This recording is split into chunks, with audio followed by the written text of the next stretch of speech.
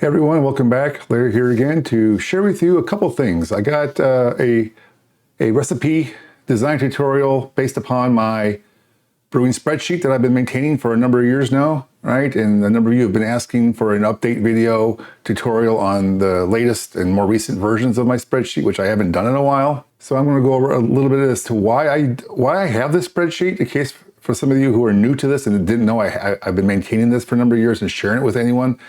I use it. I designed it over 20-something years ago, been building upon it ever since, tried some various types of software out there.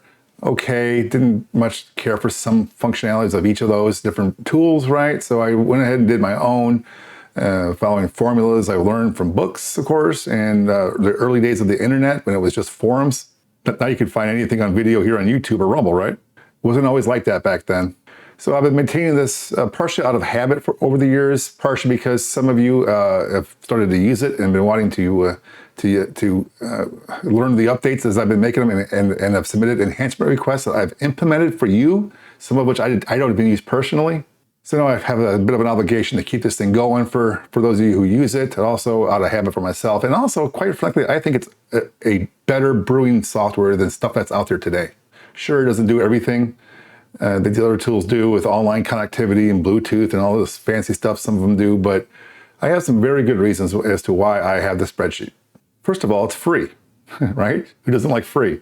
Other tools require subscriptions, upgrade costs, cloud memberships, and the like, right? Not this one. It's free. All I ask for is a simple donation and contribution to keep this thing going. And you don't even have to pay that. It's not dependent upon having internet access or connection to a live server somewhere like these cloud-based solutions do.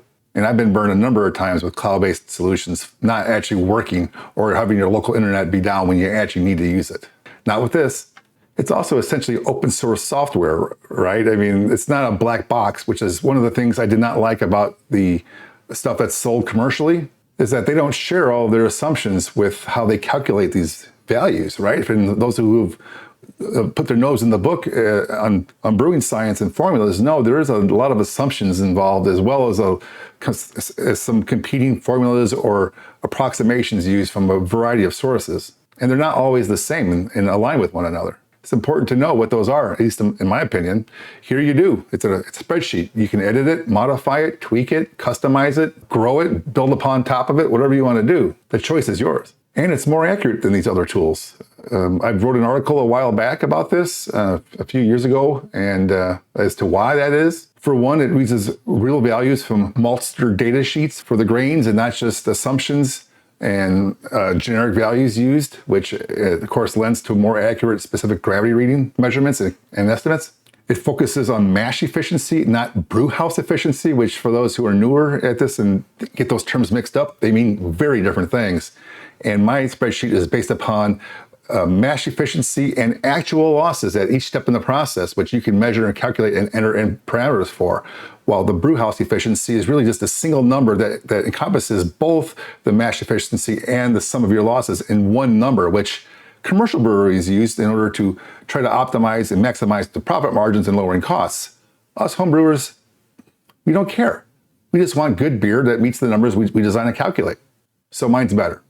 My spreadsheet is also based upon final packaged volume, batch size to this spreadsheet, and to me has always meant, I don't know why it hasn't meant otherwise, but to me it's always meant the final packaged volume in the keg or in the bottles, right? Because that's ultimately what we're after. You want a 5-gallon corny keg, you want it to be 5 gallons of beer. You don't want it to be 4.25 or 3.5 or 4, whatever, right? And these other tools, the batch sizes are calculated as what's left in the kettle at the end of brew day or what goes into the fermenter. Neither of which is the final batch size well, it's not even my opinion, it's just true, it's fact. So I got that going for it. So those are the reasons why I like the spreadsheet better. Yeah, it's a pain in the butt to maintain and incorporate some of your enhancements and to go back and figure out what I did years ago and try to tweak something here and there. Yeah, it's a pain in the butt, but I deal with it because I think it is a better brewing software calculator than the other things I've tried out there. So let's get into a little bit of the spreadsheet, shall we? I'm going to go into a couple different phases here to try to break this up. I'm going to give you just a quick crash course of how to navigate around this thing, just to show you what all the tabs are and some of the highlights of the features and what each of these tabs do. Then I'm going to go into a deep dive on each of the tabs a little bit, probably in chapters, to give you access to all the little bits and tricks and functions and stuff that are either buried in here or not directly obvious to you. And then finally, I'm going to do a real recipe design to show you how to generate a recipe from scratch using this spreadsheet, using the knowledge I shared in the earlier information chapters. So I hope that sounds good for you, because that's why I'm doing this. So stick around and let's get started.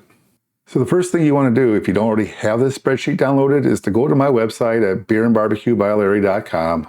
Go to the download section, go find this template and download it. I'll always have the latest version posted there, and I've done a lot of versions, updates over the years. It's currently version 5.0.3, I think it is. It might be a little higher by the time you watch this. It might be a lot higher before you watch this. But that's why I'm filming and shooting this tutorial on today. So when you download it and open it up, the very first tab is an instructions tab. And in that instructions tab, it gives you what to do, watch these tutorials online, YouTube, Rumble, wherever I end up posting these things. Make sure you download the file, make sure the requirements are met. I developed this on Excel, but I've also used it on LibreOffice successfully over the years, sometimes with little quirks that I've had to go back and fix and do formulas a little differently so it worked. But ultimately, I would get it working on LibreOffice, but fundamentally, it's developed on Excel. So you download it, rename it to whatever name of recipe you want, and the instructions are all there, which we'll go through in detail, but this is just a high-level view. So then on the next tab is the recipe tab, where this is the sheet that we'll be printing out. This is your brew day sheet, recipe sheet, shopping list, et cetera, et cetera, et cetera. All of the information on here will get either populated on here directly by you or by other tabs that we'll cover as we go here, which will add the grains to the grain bill, the hops to the hop bill, et cetera, right? And of course, all the information you have here to brew, including your actual water quantities, temperatures, all the steps involved from mashing to lautering to boiling to fermentation and packaging, right? So this is the main sheet where all the other sheets are in support of. So you'll spend a lot of time on this sheet too. The next sheet, or the next tab, is the Brewhouse Setup tab. And this is where you would come in here and set up your Brewhouse profiles. So I tried to develop this sort of a modular process here where I do all these little calcs, background calcs and everything on here. If I scroll down some more, you can see I do a lot of back-end calculations down here in support of the recipe sheet. And this is a great way to check your math, check my math, especially while you develop formulas in here to start tweaking things and make sure they look right when you're doing these equations and calculations, right? And we'll come back to this as well. The next tab is the equipment tab, where you can enter your brew system information, your motor mash and lauter ton calcs over here, your kettle calcs, your hose volumes. You enter all this information in for chillers, for fermenters, for hydrometers, and all this information will be used later on the Brewhouse tab and on the recipe sheet. But this is where you enter some of this background information. This is where you add your equipment to this, right? The next tab is doing the grain bill calculations. So here is where you actually enter the grains. So here I have some example grains, some amounts, and of course the grains are part of a pull down list that's on a spreadsheet later that we'll touch on. And this will show your total amount of grains and sugars. Now you put sugars in here too, like honey and extract and everything as well. It'll calculate your diastolic power, give you your specific gravities and color estimations, and make sure it falls within range of the BJCP guidelines that you picked out for this style on the recipe tab. The hops tab is very similar. Again, you enter in the species of hops you want, the alpha acids, the quantities, and the time. And there's some other advanced functionality with first word hops and hop stands in here, which I can go into detail later. But this is that. And this calculates your IBUs and makes sure that your IBU calcs fall in line of the style, which shows they're off to the right there, right?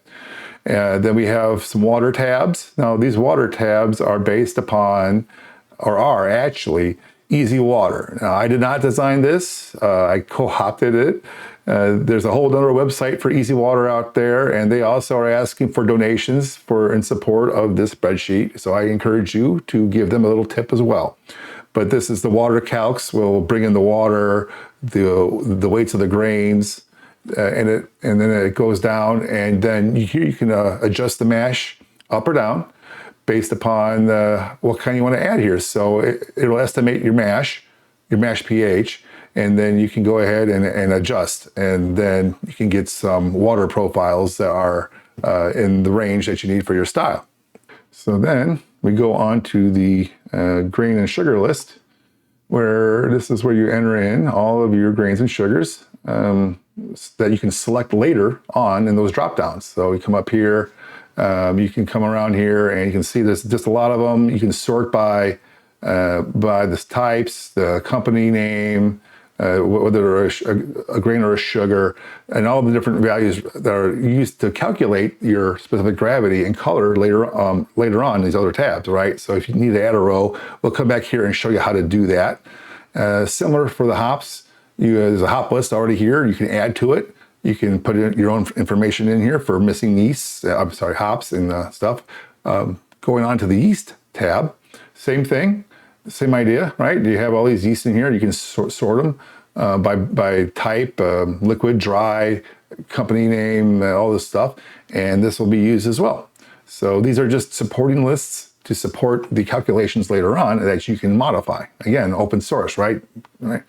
And then some other stuff in the background here I've added to this tab that used to be in separate spreadsheets, but I combine them all into one. I have a video out there about how to test and calibrate your hydrometers, and this little calculator here helps you do that. So I'll put a link to that video. You can go check that out in some other time and figure out how to dial in your hydrometers, because surprise, surprise, they don't always come in at accurate values when you get them. You have to calculate their offsets quite often and add or subtract some points to your gravities while you're doing these recipe designs and measurements too. Right?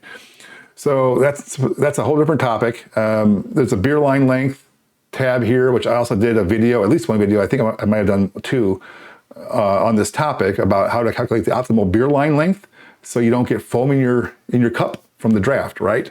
That's quite a popular problem that people have when they first start, and they follow some rule of thumb stuff online, and it's terrible advice, and they give you like, oh, use 3 feet of tubing. Well, yeah, that may reach your tap, but you need a longer length to slow down the flow, to slow down the rate of the flow of the beer, so when it comes out the tap, it doesn't gush out and foam up. And I did a whole video on that, so check that out as well. I'll put a link in the description for that. And then another tab, which I honestly haven't used in a number of years. This was a priming calculator for when I used to bottle instead of keg. When I was bottling, I wanted to know how much corn sugar or glucose, malt extract, whatever, to put into my priming batch in order to get the carbonation level I want in the bottle of beer. And this was very useful at the time. There's a few different methods here. I can go over that later as well. Some more malt sheet points per gallon calculations that you can do as an individual rather than using my grain and sugar list. You can actually come in here with any malter data sheet you find, punch in a value, and it will tell you what the max ppg is for that in case you want to know. Right. I also have some more tabs. A conversions tab. I honestly think this is not so useful anymore, but years ago, when I was going from extract brewing to all grain brewing, I wanted to upscale my recipes, and I found some formulas and some assumptions I assume are baked into those back in the day. And I don't trust these anymore at all personally. I left them here for posterity in case some of you are actually using these. But I actually have a whole new way of doing this, where I just start entering information onto the other tabs, and the values automatically update for me, right? So it's much more accurate that way than doing it this way. This is just a sort of a rough order of magnitude kind of thing. And then to support the BJCP pull down list, this is just that list here, right? So here's all the categories of malts, beers, and all their ranges of mins and maxes for gravities, IBUs, ABV, and color, right? And so if there's any new guidelines coming in the future, I'll add information to that. And then the thermal volume of the thermal expansion coefficient. So many ways to say this. This is what I use to try to better and more accurately and reliably estimate shrinkage and expansion of the wort while you're taking measurements throughout your brew day. Because you'll start with cold water, then you'll heat it up to a point, then you'll heat it up some more to a boil maybe, and then you cool it down. And they're all different temperature ranges. And this all comes into importance when you're trying to adjust your wort after your mash, because you hit your gravities, you overshot them or undershot them, or any other issue that you want to know an exact water volume for, so you know exactly how to adapt and adjust in the middle of your brew day to add more malt, more sugar, or to add more water or whatever, right? So I wanted to get a more accurate water profile than just a general 4%, like from boil to chilling, which is sort of like a guideline people in other software programs are using. This is actually taking a stab at taking a nonlinear function and try to plot a straight line through it and a linear approximation to get values back on the Brewhouse tab to be more accurate. And so, long story short, if this information you feel is incorrect, you can come in here and enter in and calculate your own values for this and adjust that. But that's outside the scope of this quick tutorial. And honestly, that's just a very boring engineering topic for a lot of you folks who don't care about those little things, right?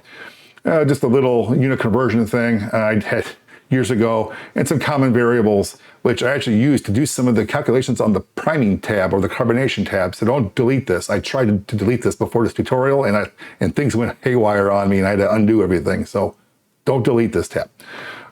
Wow, that took longer than I thought, but that's what I got. Those are all the tabs. Now going back tab by tab, I'm going to put chapters in the video here so you can actually skip forward to each of these sections without having to listen to me ramble on stuff you don't care about, or trying to fast forward and rewind to find stuff you want. I'm going to just do the chapters thing, make it easy for you guys to find exactly what you want when you come back to figure out how to do something on any given tab. Sound good? All right. So let's go back to the instructions tab. Again, just to reemphasize the prerequisites. Excel was what this was developed on. Earlier versions in 2010 have problems, known problems. 2016 was the version that I think I've been basing this on in recent years. LibreOffice works pretty well, right? So just to let you know, I've had some success with Google Sheets and iOS numbers well enough for brew days. So if you want to develop this on a desktop computer, but all you have is a phone or a tablet that you want to send this to, and you use Google Sheets or iOS numbers to actually view your brew sheet data, I've done that many times. As far as editing and working in it, buyer beware. And remember, this is free. All right, so then you download the file, you give it a name, call it by the name of your beer. I actually use a syntax of the beer style name, or if I have a brand name that I call it, a pet name, I'll call it my pet name, the beer style, and then I'll put like a date, like a year, month, day on the file name. So that way it makes it easy to go through my archives in my folder on my computer and look for stuff and search by those file name properties directly within Windows Explorer, let's say, right? So then you do all that. So information that we just covered briefly here from steps down here and so on and so forth. It'll plug for a PayPal donation if you don't mind, or some other way to contribute. That would be great.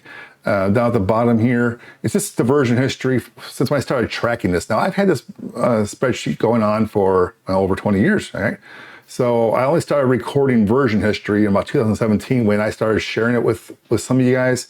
And you all started asking questions and asking for updates. And I said, if I start emailing this document around, people are making changes and email it around, I'm never going to know what version people are talking about to be able to help them debug their problems. So I started this version tracking thing here as a version 2.0. And if you want to go through this whole long, boring list, feel free. But as you can see,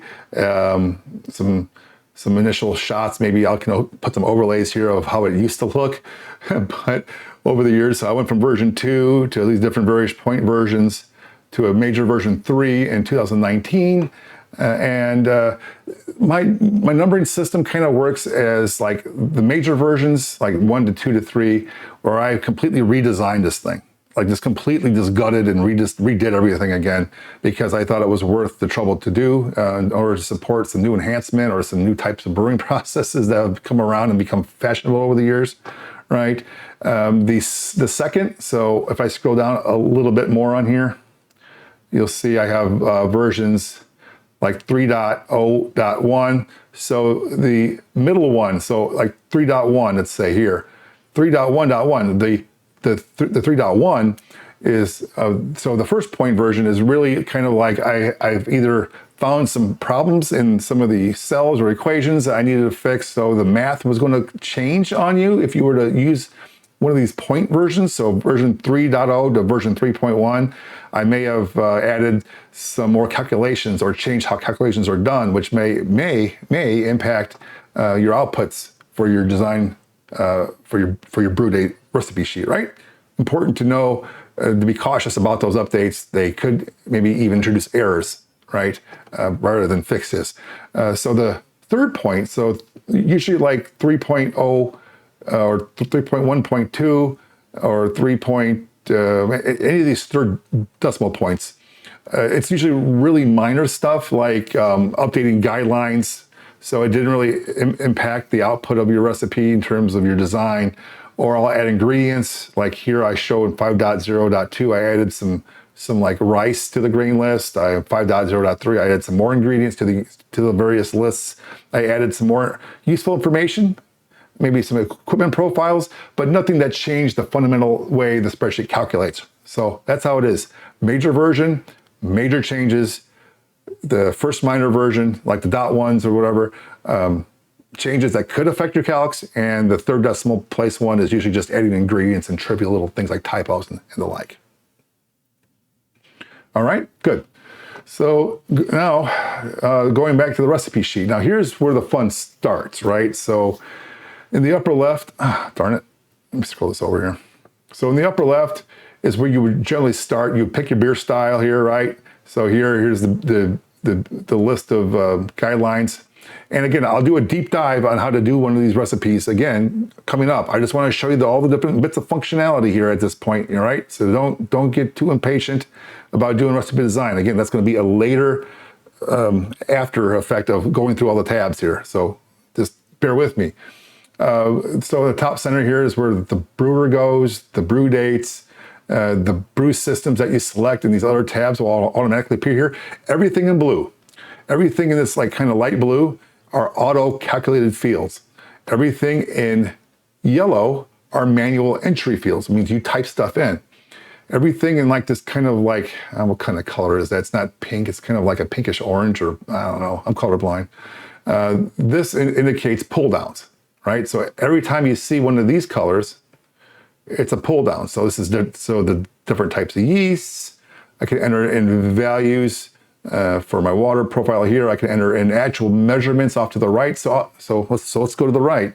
So the whole right side of the spreadsheet is really all about the process, the brew date process, the fermentation process. Everything on the left side is really about ingredients and shopping lists and the like. And everything sort of in the middle is everything else. So I got water profiles up here. Again, manual entry. The adjusted values will get calculated upon stuff you put in the water tab later. The recipe outputs, this is what your design is supposed to do based upon all the calculations the spreadsheet's doing for you. It will show you the actuals after you enter in the measured values on your brew day for you so you can compare, and it will tell you if you're in range or not of the BJCP guidelines, either your design or the actual, right? And then you have your updated water profile from entering in your current water information plus the water tab information. It'll output how much of these minerals and acids to add. The yeasts again, the carbonation, and what temperature will tell you what PSI to set it to, right? And then again, going to the right side, again, this stuff about the water, how much water do you got, your mash schedule, which will calculate on a tab, next tab. The lautering process, which will be populated again based upon information on other tabs, right? And it's pretty cool. You know, it'll tell you if you're doing like a brew in a bag, an extract brew, things like that. It'll change the values parameters that you see here. Your mash schedules will change. Again, This is really the final output sheet that you look at to check your work, print it out, and use on brew day. And even going down further, you can add information about the boil time, volume measurements, and at what temperature. Now, this is what I was talking about with the the thermal expansion of water, I guess, tab, where all these recipes, almost all of them, don't tell you what temperature to measure out water at, right? So this thing helps compensate for that. So what you do is that you add in your measured volume and the temperature you measured at, and it actually corrects it to a common reference temperature. So everything is all standardized. That drives me nuts when trying to read someone else's recipe or something posted online or something, whatever. It's just like, okay, well, what temperature was that measured at? What was that volume? Anyway, I can go on and on. In fact, I'll even cover some of that when we go into the recipe design stuff in detail. But this is just an overview, right? And then in the lower right, you got your fermentation and clarification information. You can measure and all this. It'll calculate your final gravity and all this stuff, right? You can put some notes down here. And I put some bullets in here. You don't need to do this, but I put the bullets in here just to sort. And if you were curious, which I was originally, how to do a return to add more, I think it's Alt-Enter to kind of do a return in this field. And you can kind of copy and paste and add another bullet. But basically, this is where I put my notes for either brew day, before brew day, during brew day, post packaging, whatever, right? Just any notes I want to have on this thing for posterity. So when I go back and look at this recipe, I'll say, hey, oh yeah, I'll add some tasting notes in here too, right? So that's pretty cool.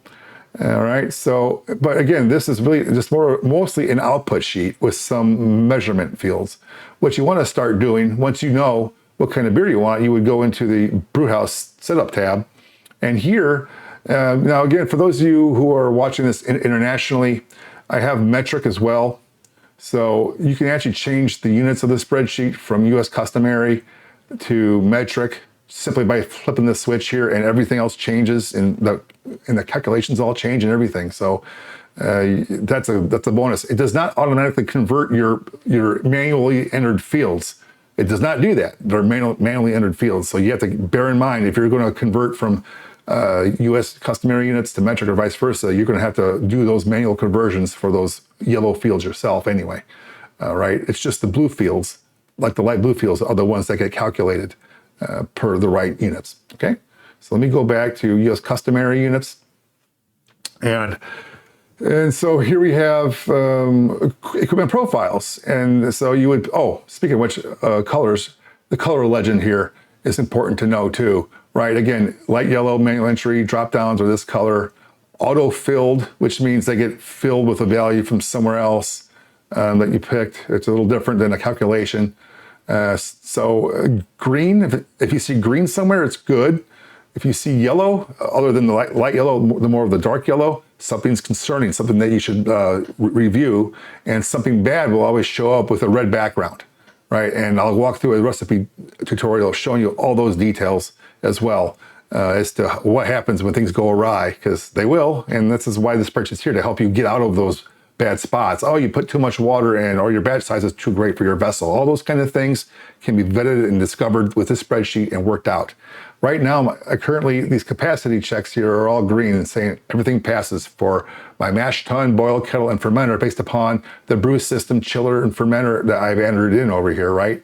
So let's say I wanted to pick another brew system. I can get another list, another entry off my equipment profile list, right? So if I don't have anything in here I want, I can go to the equipment list and do that, which I'll also do as part of the demo for the recipe design as well, right? It's the same thing for the chillers. You come through here and you can pick the chiller, you can pick the fermenters that you have in your list, right? And this is what I have. This is just my information. You know, you can wipe it out and put your own information in, and then hydrometers, right? So I have a few different calibrated hydrometers that I've identified and calibrated per that calibration video I mentioned earlier. So that's going to be useful for this, right? So but now I use an Easy Dens. So it's not really even a hydrometer anymore. So, all right, so then down further now, once you pick your brew system and profile, here are your process parameters on the left here. So this is like, so here's where you put your target batch size. Again, now for me, it's packaged. How much beer are you going to be drinking? That's what we really care about ultimately, right? So you put that value in here. So for me, I want 10 gallons. And the reason why I use quarts, for those here in the US who I know we measure everything in gallons, quarts and liters are very similar. So to do all the math and equations were much easier to do in conversions, just using quarts. But I put a secondary units for gallons over here just to help you know, right? Because for me, sometimes trying to figure out, okay, what's 38 quarts? How many gallons is that, right? Anyway, done. So there's a section for the environment. So what's the room temperature, water temperature, the boil temperature at your altitude or your elevation? For me, it's 210.5 here in Chicagoland at my 600 or 700 foot elevation above sea level. The grain temperatures. Now, these are all used to calculate things like the strike water temperature and other volume calcs. So I usually enter this information on brew day, as it's happening, and it automatically updates other values on my recipe sheet and elsewhere to tell me exactly how much water to use. Let's say, right, right. And then we have, and also each of these tabs should have a little tip here, a little pop-up tip telling you what they're for, target batch size, grain temperature, and the like, right? So if you're not sure what to enter, if you just pause and highlight over these manual entry sections, it'll give you like a little tech tip and maybe even more information in there that might be useful. So keep that in mind. I'm not sure if this works with LibreOffice, but it does work with Excel. So now then we have a mash section where you can choose a starting grist to liquor ratio. I use 1.5 quarts per gallon in this recipe apparently, and it does this little side calc over here for like mash calcs. So over here now is where you can enter all your mash steps. And usually I just enter some value in here. 1.5 is common for me. Actually, this doesn't even have to be even accurate yet, because if I were to choose some other value that exceeds an entry, it'll tell me over here in red. Again, remember the color scheme. Red is bad. So something's not right. I can't make a batch size of 40 quarts over here because of some reason here, right? So okay, all right, let me dial that back down, back to 1.5. And now it's back to green again. And if I pick something in the middle, like 2 quarts per gallon, it'll flag it as yellow, which means I'm running close to the limit. So here it says I've only got 3.1 quarts of capacity left before I overflow my vessel. Now, is that cool? I mean, if you're going to be adding more grain in or more water or stirring a lot, it might slosh around. So it's in the yellow band, right? It's not overflowing yet, but it might, right? So if I go back to 1.5, it's good, it's happy. And another thing I can do, this reference temperature is seeded from your grain temperature, right? So that starts your temperature 1 to temperature 2. So this whole mash schedule thing is a formula-based thing, right? You enter in your first temperature, like your low temperature, and then T2 is your next higher step, right? And then, so I want to go from 70 to 133 in this one example, and I want to hold that for 30 minutes. So it'll tell me, based upon everything I entered in already, for brewing equipment, profile, temperatures, everything, that I need 141 degree water at 32.8 quarts of 141 degree water. So if you are doing like batch sparging, that would be perfect. This is exactly why I had this originally, was so I can know how much hotter to heat the water before I pour the grains in it. And then it'll stabilize at 133. Ta-da! You don't need any fancy temperature controllers or any of that stuff to like do this. You can do this the old school way, like I did for many years, just using a cooler or a batch sparging process, and a single infusion mash is what it's technically called. And then it will tell you, what's this over here now? It's been a while since I've been doing this. Oh, and also a note here, these water infusions assume that this is a limitation of this calculation. You kind of got to add some hot water into the mash tun or cooler first to get it kind of hot. It makes this measurement more accurate. If you don't, you'll be off a little bit. Just that's why there's a note up here. right? And it'll check the capacity after each step and say if you're going to be good. It'll calculate your actual grist ratio versus what you wanted to shoot for. So I'm close at 1.49, not 1.5. Doesn't matter, not really, right? So these values are great. It'll tell you how much total strike water that then you're going to have, how much sparged water that you're going to need, or the total of the two if you're doing it all in like one vessel, like brewing the bag style, for example, right? So this thing can be used for a lot of different values, and it's awesome in that way. You can punch in 133 here, for example, 147, and but it's not all that useful at this point. Anyway, it's been a while since I've done any real advanced stuff in here. I kind of just use like the same basic profiles allow, or just do a single infusion step mash. But then it'll give you your final temperature and time of mash. So this will actually sum up all your steps into your actual mash time for each of those steps. So I'm going to do a 90-minute mash. And then another thing I've learned, I did a video on how to optimize and tune your brew system and process a while back. I'll put a link to that here somewhere too, where you can then take a lid, whether you put the lid on the mash or have it on or have it off, makes a difference on the evaporation rate.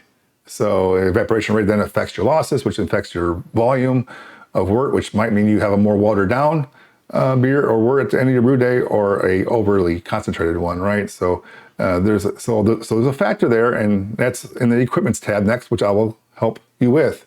And it'll give you an evaporation rate, which you can measure, again, based upon that video I did a long time ago, a year or two ago. There's a section for like boiling, so you enter your intended boil time, any hop absorption rate. Again, I got a video on this topic as well. Go check it out. Another link for you to go click on down there. But you can calculate your hop absorption rates as well. And if you don't know one, try 0.3 as a starting point. So if you throw your hops in there, loose especially, but even without loose, I mean, it's going to absorb the water no matter what you do. A post-boil, so again, hops handling loose or removed. So this helps to make a more accurate volume measurement, right, for repeatability.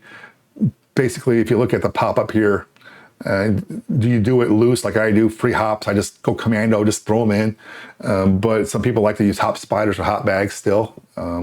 So knock your socks off, but that's the way to do it. Two ways to do it, basically. And what you expect the cool temperature to be when you chill it down with your chiller. What are you shooting for? 75 degrees in this case, let's say, right? And then you get some other values which come from other fields and properties, again, on other tabs, which are auto-populated. If you have a refractometer, for those of you who don't know, you need to correct your readings on the refractometer for beer, and because they're generally not calibrated as such. So I think I covered that topic in one of my videos. I'll put another link here yet for you as to how to be concerned about and how to use a refractometer. But it's not just taking a reading. You actually need to have a correction factor to account for, just go watch that video. I don't want to spend too much time here. Going down the list further, we have equipment parameters. Again, these are auto-populated because the color they're in, auto-calculated as a result of all of that. And these are, again, come from other properties and fields, which we will cover. But this is just showing you what's currently set in case you want to just get a good look as to what's going on here. What's my grain absorption rate? What's my dead space in my mash tun? Is that right? It doesn't look right. Let me go fix it in another tab. Right? What kind of chiller am I using? Well, I picked that already up here when I picked Scylla, right? And I could pick another one like the Grainfather counterflow chiller, and it will come down here and change it from immersion to counterflow for me automatically, right? It's these kind of things which are really cool, right? And then of course just some math that you can follow. The volume of the coefficient of thermal expansion is out there, copied from that other tab I mentioned a while back. Some various calcs about working backwards. So this is another thing about why my spreadsheet is better, just different, is that it starts from the assumption of your final packaged beer size and works backwards to increase that volume incrementally backwards through the process, basically from the final package to the fermenter, to the kettle, to whatever, to the mash tun and everything, right? To come up with an initial starting water that you need for that. In order to get to that 40, here's how much water you need. And this is what this is all about here. So you have values going backwards from packaged beer. How much did you lose to cooling? How much did you lose to dead space, dry hop absorption? What volume did you have at that temperature, right? Hop losses, dead space losses, cooling losses again, boil off losses, so on and so forth. And it kind of adds it all up to give you a pre-boil volume, right? Which is showing green, which means you're in the clear. And this is different than other tools that I've seen. And I like it this way better. This is way high. This is how I think, right? And then working backwards again, back into the mash. How much grain will you have? How much volume does the dry grain take up in the mash tun? So you know what your capacity limit is when you add the water, right? Losses along the way. And again, all of these losses are captured and tracked separately. So you can see them for yourself in a granular level and not embedded in a single brewhouse efficiency number, which is really, to me, useless, right? So this is using actual mash efficiency and actual losses, again, this spreadsheet, and that's why I think it's more accurate. So it does all this, tells you how much starting water you actually need, right? And it even goes with the lautering and everything. So I think this is just double checking the math at the bottom as it is up here, because it's like two ways to calculate something. I think I just do this for comparison purposes, I think in hindsight now. Not that important, just showing you that's what all this is. It's just all the behind the scenes math done in incremental blocks to make it easier for making changes to the formulas and troubleshooting them, right?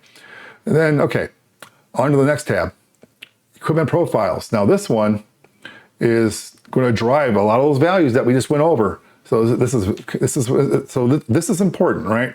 So what you're seeing here, starting from the left-hand side, because we'll scroll to the right eventually, is all the different brew systems I have configurations for. And some of them are the same brew system, right? But one's got a pump, one's got gravity fed, one's at like, one is just for general brewing, but the same profile down here for high gravity, because my efficiency is different for high gravity brews over regulars. You can have multiple entries for your same brew system based upon the style of beer you're making and your past experience with it, right? Right. So you enter all this information in here for your mash and lauter tons. So the capacity for your mash tun, the maximum fill percentage that you want it to fill to, max, right? How much dead space, which means how much wort is left in the bottom after you drain it out through the spigot. All right, the grain absorption rate, how much grain is absorbed. Now I've done a video again on how to calculate grain absorption rate for your process, your system, whatever. So go out and read and watch that video. But generally, half a quart per gallon is a good starting point if you don't know, right? And if you do know, you make changes. That's what I do. The evaporation rate, you can calculate this as well, right? So if you have a calculation rate with the lid off, with the lid on, I assume nothing unless you want to enter something in here, right? So those are just make a slight minor adjustments to the volume calcs, which are kind of important because again, changes in volume affect changes in specific gravity because they're correlated. So just don't ignore water volumes if you're trying to hit a certain number, right? Speaking of hitting your numbers, extract efficiencies. So here's what your mash tun efficiency is coming out of the mash and into the kettle and what you get. And so one of the reasons, again, just to repeat, I actually had a profile here for the Blickman, oh wait, no, that's not it, is it? No, this row 10. The Blickman Brew Easy, right? I have a 72% extract efficiency here for most beer styles. But I had to add another one later on when I realized my efficiencies on average for high gravity beers like a bourbon stout that I brewed a couple times now is down to about 60%, which is going to affect my numbers again. So I wanted to track that. So again, even if you have the same brew system, you might have multiple entries in here. The water allocation thing is actually something I came up with largely in support of the Brew Easy, which when I got that, it's a 2-vessel K-rim system, not a 3-vessel or a single vessel all in one, right? So there was kind of some kind of a little bit of trickiness trying to not double count wort volumes or undercount, whatever. So, but essentially you would pick a 1 or 2 vessel thing here, because if you're doing it all in one vessel, it's a single vessel. So the spike solo is single vessel because you have a mash basket inside the kettle. Same thing for like the grain father, right? Or the grain, oh no, I'm sorry, the grain father is not. The grain father is 2 vessel because you actually, despite everyone calling them all-in-ones, they are not all-in-ones. They are almost in ones because they need sparge water. So a hot liquor tank, essentially, to add more water to the vessel. So a grain father is a 2 vessel system. A spike solo is a single vessel system. A brew easy, it's 2 vessels, it's a 2 vessel system, right? So you get the idea, right? And then you move on to the sparge methods. So here you can pick a different sparge method here, and I support batch sparging, fly sparging, no sparging, or not applicable for extract. So as you can see, I have a variety of them entered in here.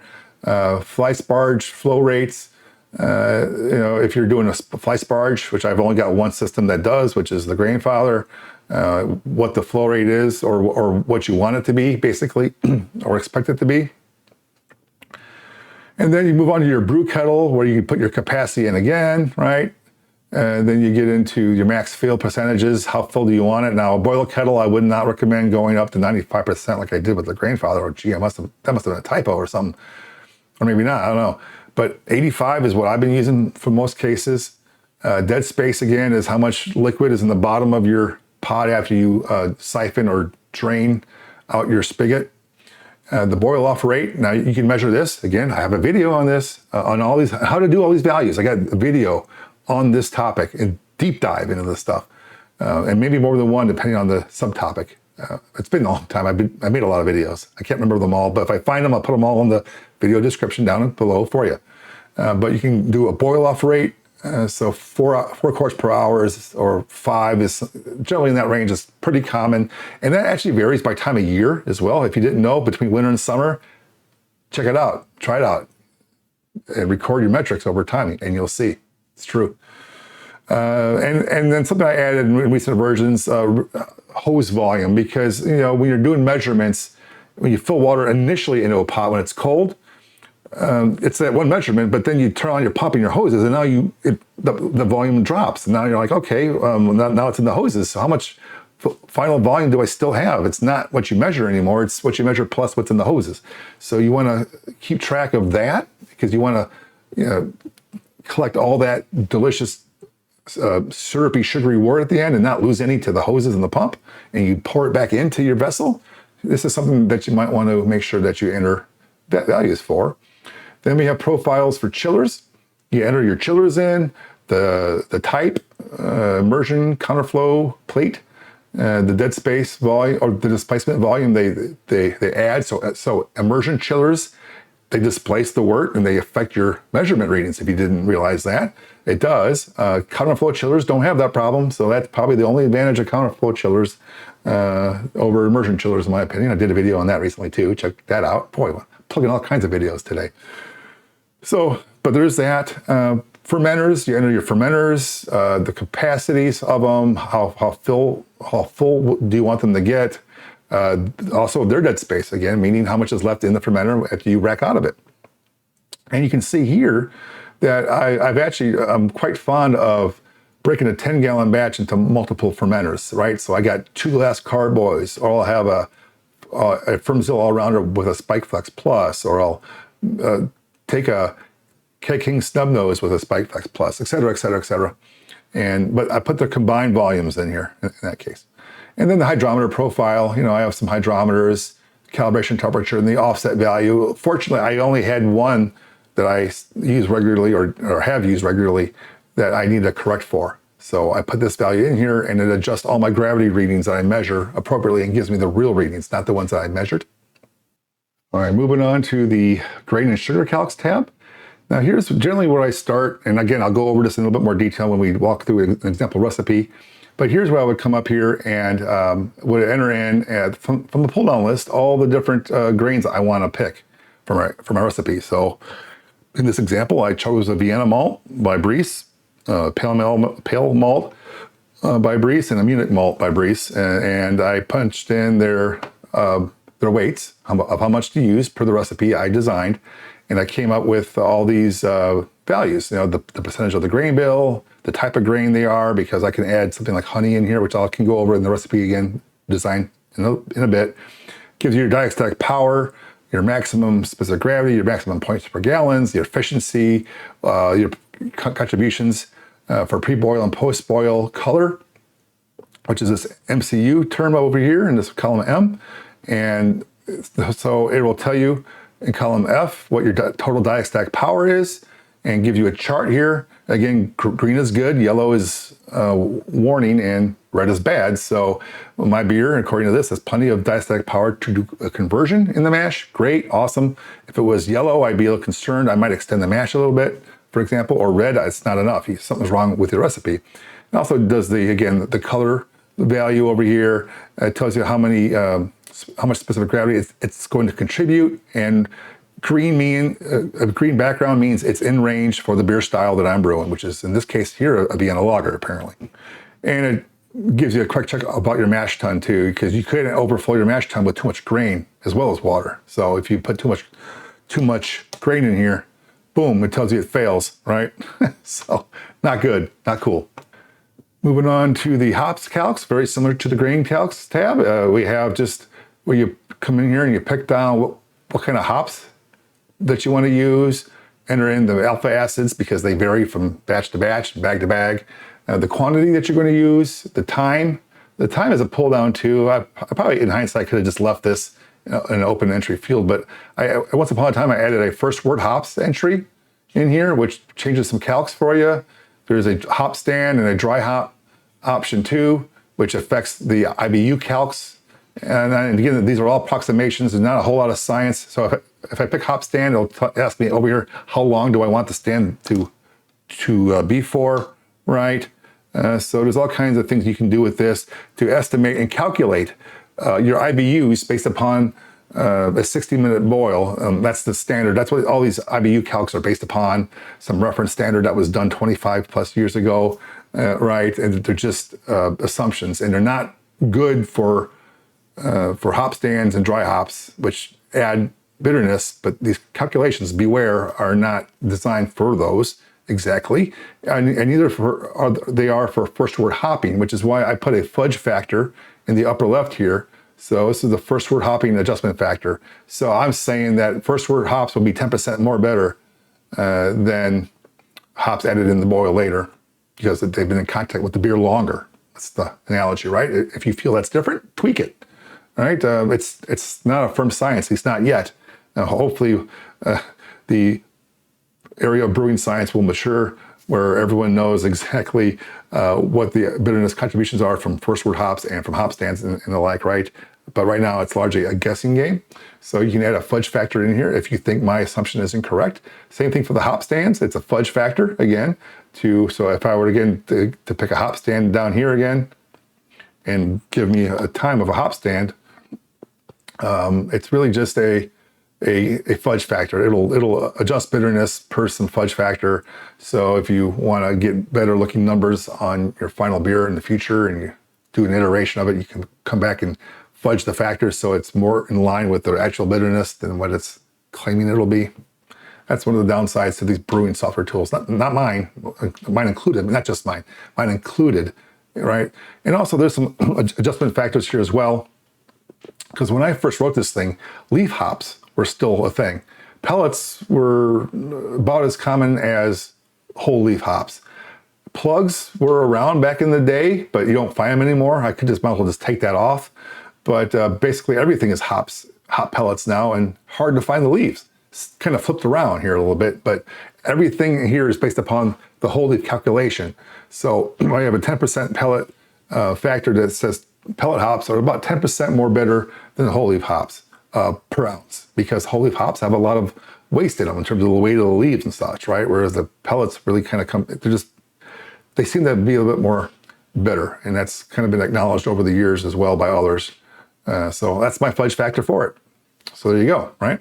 And in fact, you could even see here, if I were to change the type from pellet to leaf, this U factor, which is the adjustment factor, drops to 1.0. Watch it again.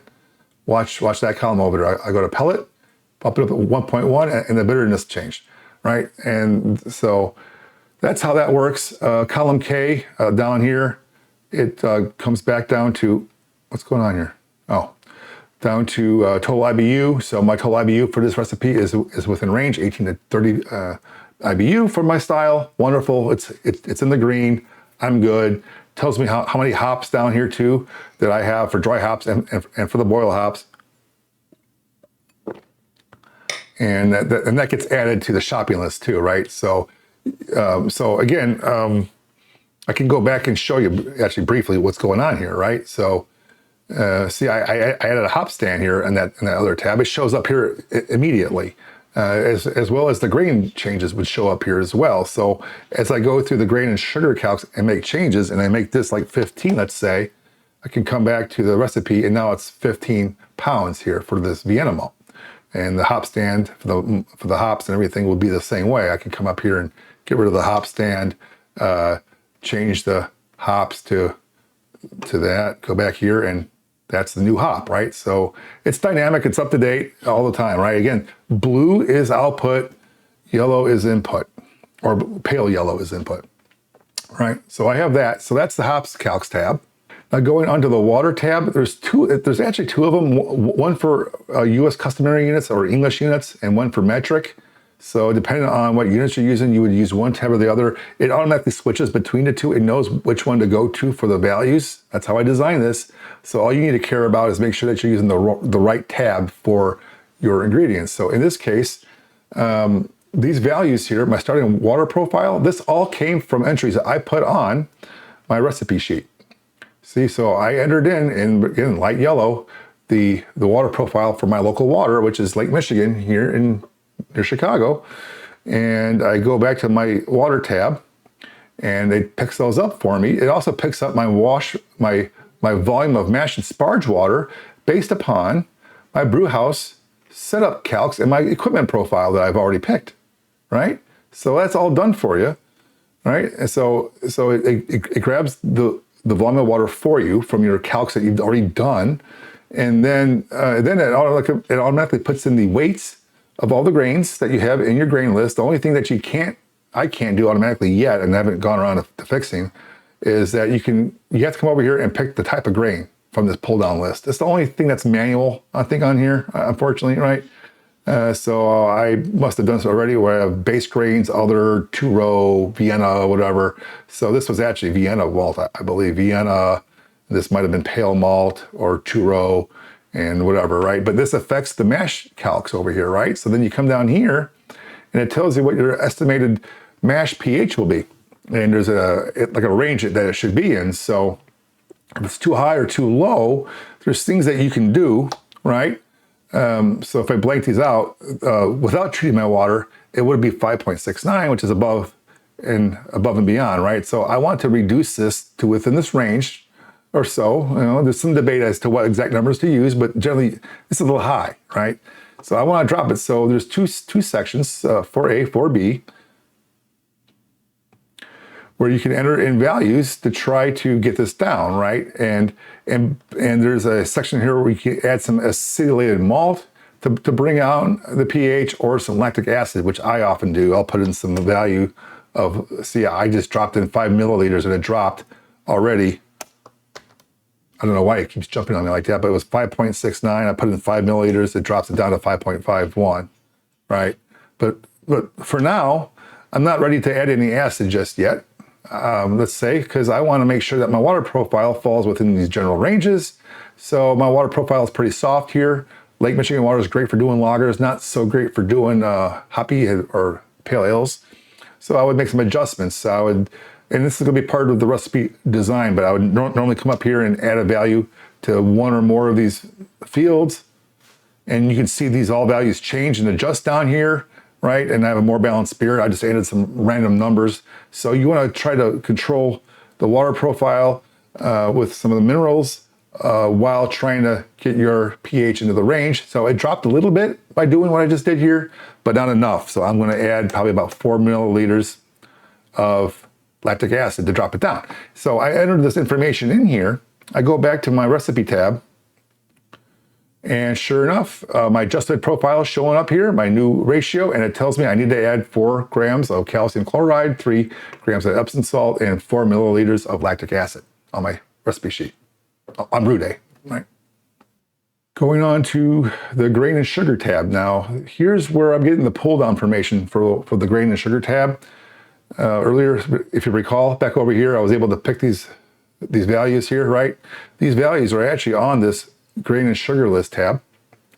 And I have a whole list. I have a pretty long list there now, but you know, every passing week, it seems like there's a new manufacturer, new ingredient, new whatever, right? I can't keep this up to date on my own, and honestly, I'm not that motivated to do so. I generally add new ingredients when I need them to my spreadsheet, but not for everybody. Sometimes I feel generous and I'll go through a whole maltsters list and add them all in here at one time because I figure I may use them in the future, but I'm not always checking here, updating stuff. So you can add your own, which I'll show you how to do here as well. But let me just describe what you're looking at here again. So column A is the actual name of the ingredient. Column B is a company. And again, you can sort by just Breeze stuff. You can sort by just whatever company that you're trying to get stuff from, right? And here's some dry malt extract from Muntons, right? And it will tell you also, if you want to look for just grains or just sugars, you can do one or the other there as well, right? I just want to see all the sugars. So corn, candy sugar, brown sugar, lactose, all that stuff is showing up here now, right? And dry malt extract, liquid malt extract. Right, so let's turn that back. The extraction percentage, which you entered in, which comes from these maltster data sheets. So that's what I was saying about my spreadsheet before, is that I actually try to be more accurate with the entries. And quite frankly, these will change from season or harvest to harvest each year. So this information is already out of date, but it's far more accurate than using general numbers from a general list somewhere. So you would come in here and add this information here. You would enter the percent extract off these maltster data sheets. You would add the moisture content that's also on those sheets. It'll generate or calculate a value for you. A color you enter in, and the dissect power you enter in as well, I think. Yeah, oh, actually that's dissect power. Oh yeah, that's a manual entry field. And so these will be used later on when you're doing specific gravity calcs, right? And so it's good to have accurate information, to have accurate numbers on brew day, right? So now the question is, how do you add stuff? Well, by default, for your protection, I had it unprotected, honestly. But normally you'll open this up and it'll be a protected spreadsheet. So you can't do anything. So you can't accidentally blank out something important, right? This is just not just for my own safety from doing something stupid, also yours as well. And you might ask if there's a password. There's no password to this. I mean, it's not protected. You just got to pick unprotect sheet under the review tab, unprotect sheet. So now you can come in here and insert a row. So I'll say, I'll insert a row. I'll put in some value for the ingredient. I'll put in some value for the company name. Is it a grain or a sugar? Right, so you pick grain or sugar, the extract percentages from one of these malt sheets, right? Moisture content you enter in, right? I drag down the formula from the row above. This is a manual entry, so I have to put a color in here, I guess. And this is also a manual field too, so I don't know if this is 40, whatever. Those data sheets offer you put them in here. So now if I go back to my list again on the Brewhouse tab, I can actually look for my new ingredient under, where'd it go? Oh, there it is, up there. So I could have done that too there, right? So there's how you do that. And it's very simple. And then I would recommend when you're done, re-protecting the sheet so you don't accidentally blank out something important or drag a field where it doesn't belong or something I've done it enough times accidentally. That's why the lock is on there, okay? So that's how you populate your grain and sugar list. The hops list, somewhat similar. It's actually, I've been meaning to update this to be more like the grain and sugar list, to look more like it, but this is something I've been using for over 20 something years already. Hasn't even changed.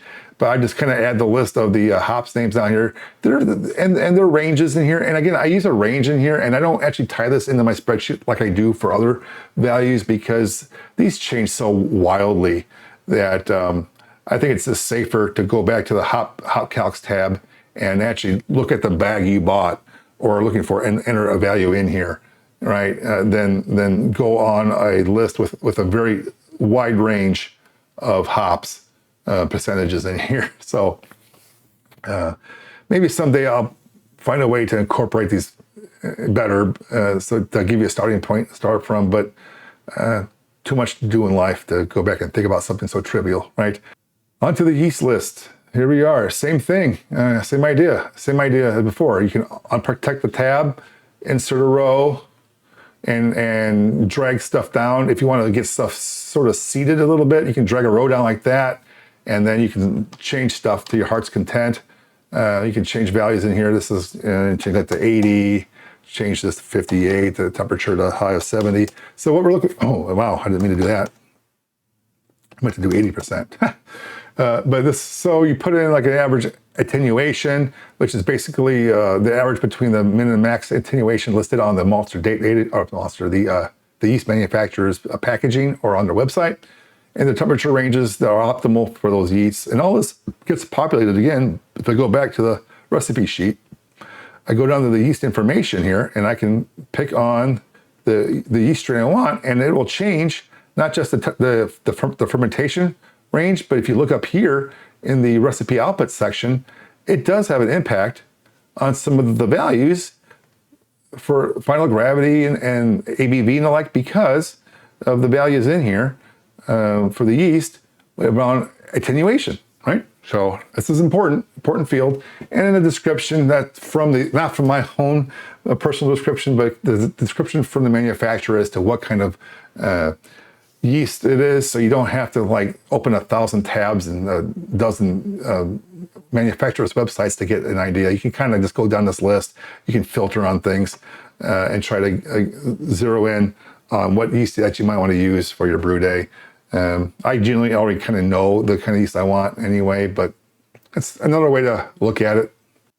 Okay, it's finally time to get into the recipe design part of this, all right? So I'm going to do a little walkthrough of a simple recipe here, right? Show you how to use the spreadsheet in practice. Okay? All right, let's do this. So first thing you want to do is go ahead and remember to download this off the latest version off my website, save it locally. You probably want to right click on the properties of the file after you download it and uncheck a read-only checkbox that's there by default to get you the ability to actually write to this file. But once you open the template, put it in a common place that you can get to it easily, right? And then what you want to do is open it up just like I have here.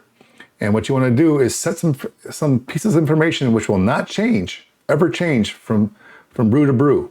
So depending on who you are and what you have the brew on and what you're going to do and where you live, this might vary, right? But for me, I set a persistent water profile that's from my local tap water here, Lake Michigan, right? I put the actual values of the water in here. That's not going to change from recipe to recipe.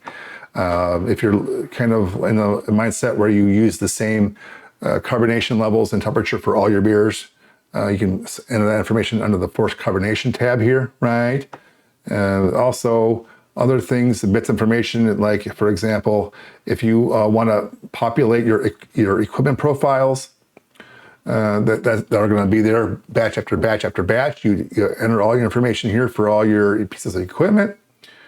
Then you would go back to your your Brewhouse setup tab and pick your profile from the list. So let's say I want to do a Blickman brew. Now all of you have a Blickman brew easy. Let's do something that people would probably have more of. Let's say a Grainfather. They got their own recipe thing, which I think sucks, but some people like that. Let's try Spike Solo. I haven't done a Spike Solo one in a while. The chiller I'm going to use, so a Spike Solo has the heating element that's kind of in the way in the bottom for an immersion chiller, so I can't really use an immersion chiller. So I'm going to go ahead and go with, let's say, I can use an immersion chiller.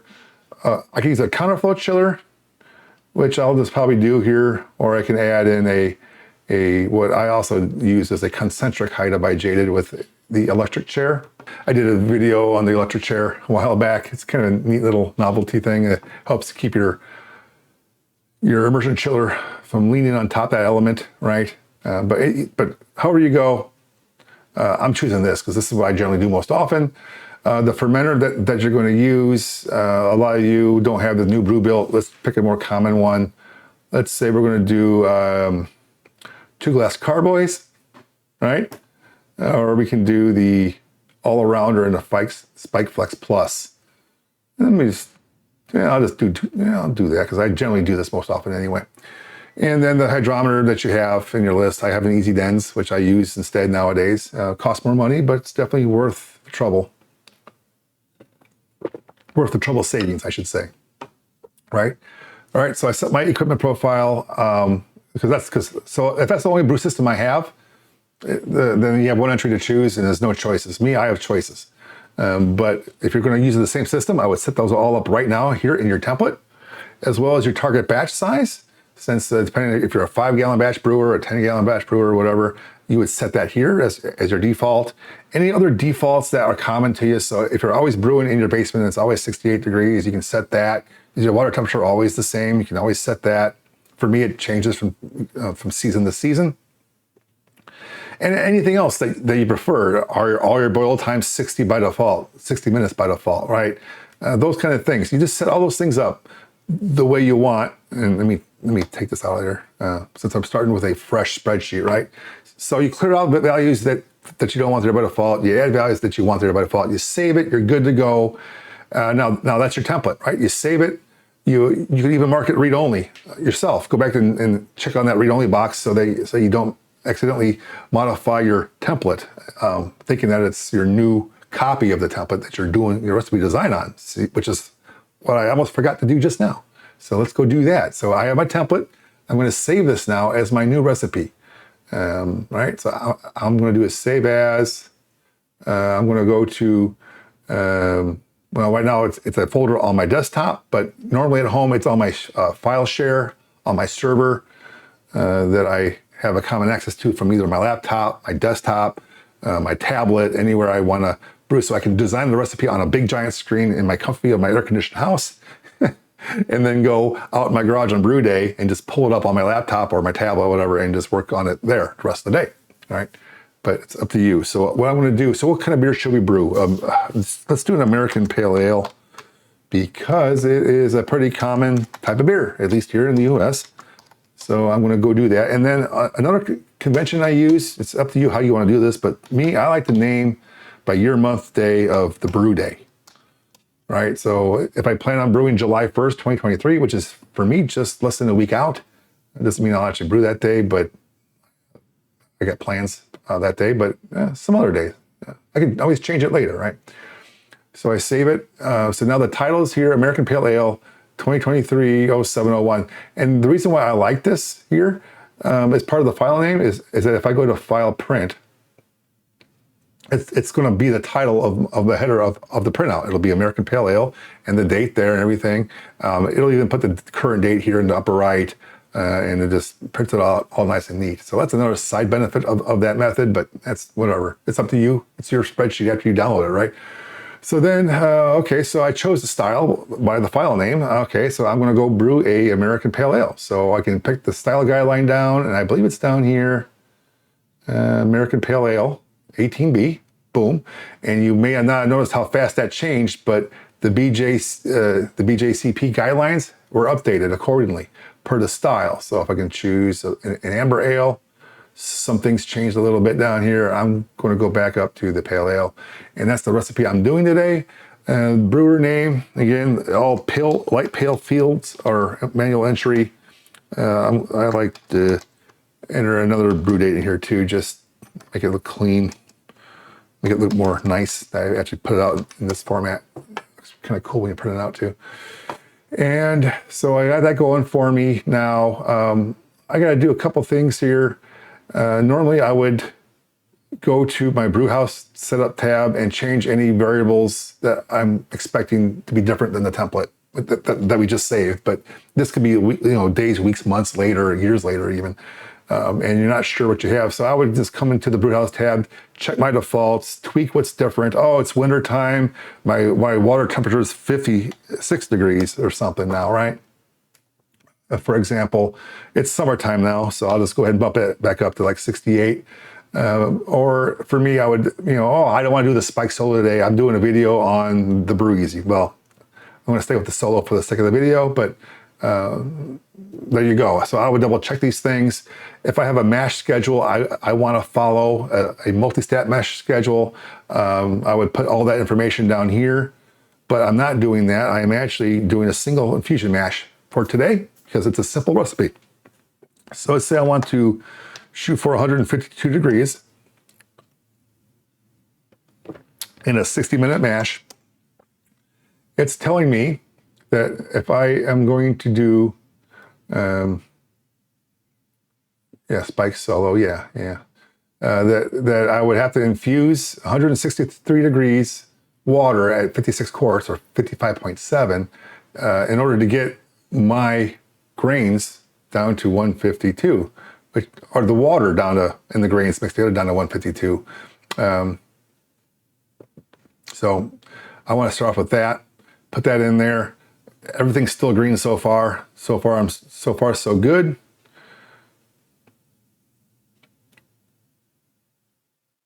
So now I'm going to go over here to my grain tab, start my recipe. I'm going to pick a pale ale, not pale ale malt, a pale malt, just a pale base malt, my base malt, my 2-row malt that I use by Breeze, right? Now this is going to be a 10-gallon recipe, so I'm going to say, okay, what would I put in? How much would I normally put in for a 10-gallon batch? If I put in, was it 15 pounds? I don't remember. Right? It'll tell me over here that I'm low on gravity, already red, right? It's below 1045. My gravity, my OG should be between 1045 and 1060. So like, okay, well, I'm not using enough grain, obviously. At 18 pounds, still light, still below 1045. All right, well, maybe it's 22 pounds. All right, so now I got a number that's between 1045 and 1060. I got 1049 as my post-boil original gravity, which is fine. It's a good starting point because I want to add maybe a second grain. Generally, when you do like an American Pale Ale, a common ingredient would be a caramel malt. So I'll come down here and pick a caramel malt. Now, where's the one I normally use? It's been a while. Caramel malt. Maybe I'll do a 20. I don't know if that's good or not, but let's put in something here. I'll put in 2 pounds of that. And you can see my percentage of the grain bill changed a little bit. My color changed for the better, because if you remember, if I didn't have any weight, although with just the 2-row malt at 22 pounds, I had a gravity that was within range of the style. The color was actually not in range. It's red over here, right? So by adding 2 pounds of caramel malt, I just fortunately fumbled upon a color that matches in the range. It's got to be between 5 and 10. Now 5.2 is a light. Maybe I want to add more caramel malt, or maybe change the color, the Lovabond from 20 to 30. It got up to like 6.1. If you really want to shoot for somewhere in between, you go, just knock yourself out. I think I'm good with this. So I'm just going to do just a real basic two grain pale ale, 2-row malt, caramel malt, 30 Lovabond, and there we go. Right, 24 total pounds. My mash tun can hold all that. It's still green. I get 128 for my diastatic power, which tells me it's plenty of DP to convert, which means since it's so much greater than 70, I may not even need to mash this for an hour. This might even take as little as 20, 25 minutes, whatever, to finish mashing, right? If I had a value that was in the 30 to 69 range, I might extend my mash out to like 90 minutes instead of 60, right? Because it's going to take longer to convert. Something less than 30, don't even bother with, is the general rules of thumb here. So 128, well in the green, good. Color is good. OG is good, at least for our design. We're good on grains, okay? So then I want to go to the hops tab. and say, okay, so what kind of hops do we want in a pale ale? Well, I know what I want in American Pale Ale. Some old favorites. Cascade was the original I've ever made. For years, I would always use Cascade early on when I started home brewing. I've also am a fan of Centennial. So let me go with Centennial. I kind of like that a little bit better anyway than Cascade. And I want to do a boil. Let's say, I know people nowadays don't boil for a full hour, but for the simplicity of this tutorial, I'm going to stick with the 60-minute boil, okay? What type of hops? Well, my local homebrew shop almost always has pellets. Sometimes they have leaf, but I'll assume pellets for my recipe. Alpha acids are generally, if I go to that yeast list, if I don't know for sure, not yeast, hops list, I can look up Centennial. It's between 8 and 11. I've seen it go above and below each of these, but so maybe I'll shoot for 9.5 as just a sort of an estimate for my recipe design. So if I go back to my hops calcs tab, I'll punch in 9.5. And then, no, this is my boil hops. So I want to get a lot of my IBUs from this. So let me see if I punch in 2 ounces and see what shows up. Actually, no, just for the tutorial, I'll punch in 1 ounce. Okay, it gave me a 14 IBU contribution. 14 IBU is red. It does not meet the guidelines of 30 to 50. Oh, right. Well, I can say, okay, maybe I'll add 2 ounces. Okay, it's still shy. It's still shy. It's 28. It's almost 30. Not quite. But what I could do is come back over here, because that's just the bittering hops. Generally, for a American Pale Ale, you want some flavor and even some aroma. I can actually do an addition. Let's say like 15 minutes for some flavor. And I'm going to do a single hop thing here, right? So I'm going to go, okay, I want 9.5 again. I'm going to maybe put 1 ounce in.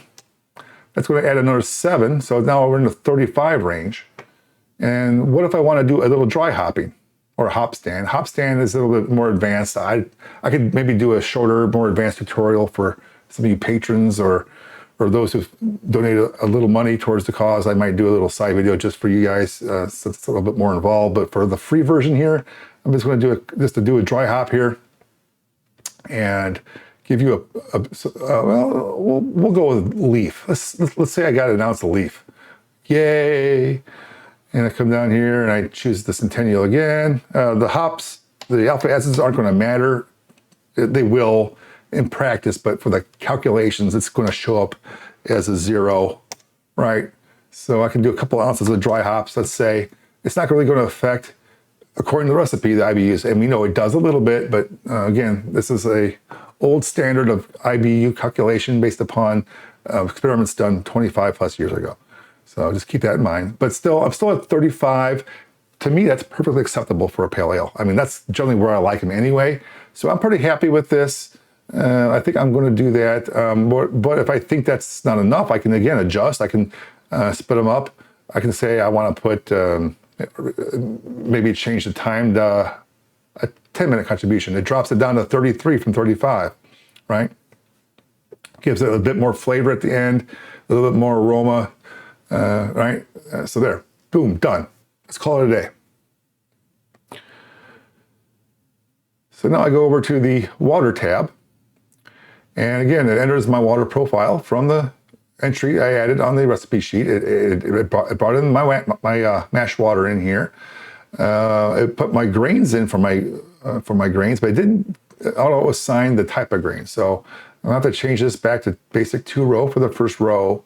This one's going to be a caramel malt, or in this, they call it crystal malt in here. So, and then the color of the crystal malt has an impact on it. So I'm going to go with 30. Now, I didn't automatically see that either. It's maybe a feature enhancement someday, right?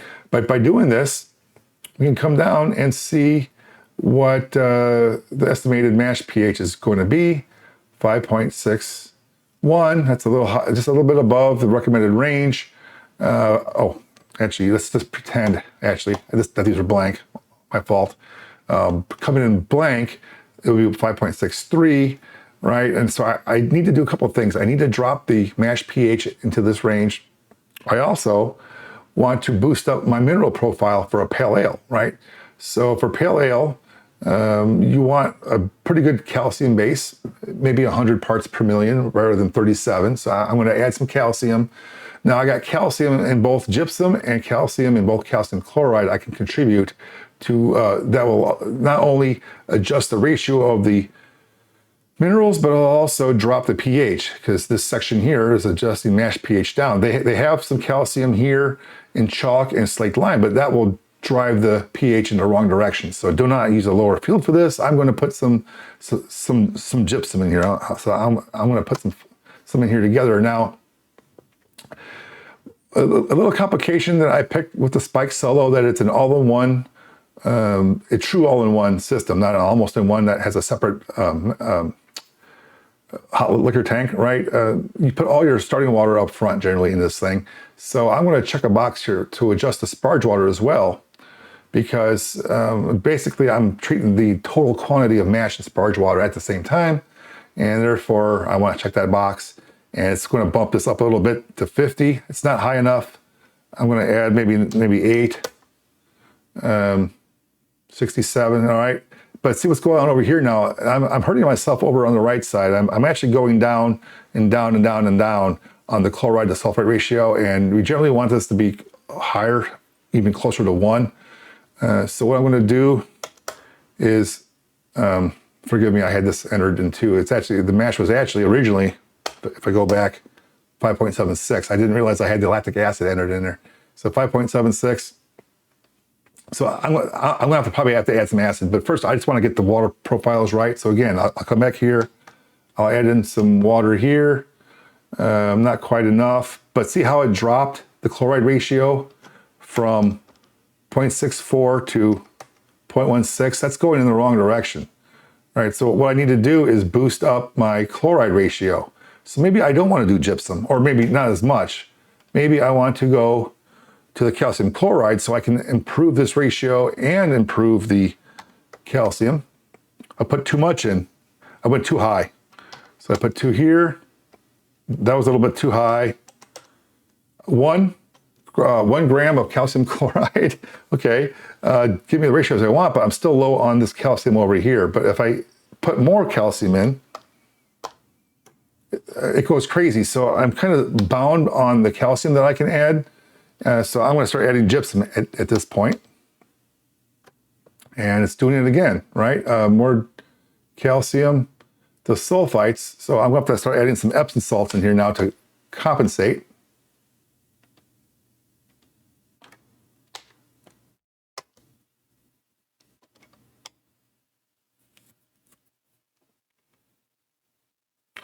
Or not yet, I mean. Even I forget sometimes on how to do some of this stuff. I'm going to add that in, maybe another 9 grams, get up to about 75. Maybe I can boost this up now since it's dropped back down again. I'm going to put in 3 maybe, 4, 5. So it's going. Let's try 6. Maybe I can even put this up to like 8. Okay, we'll keep on going.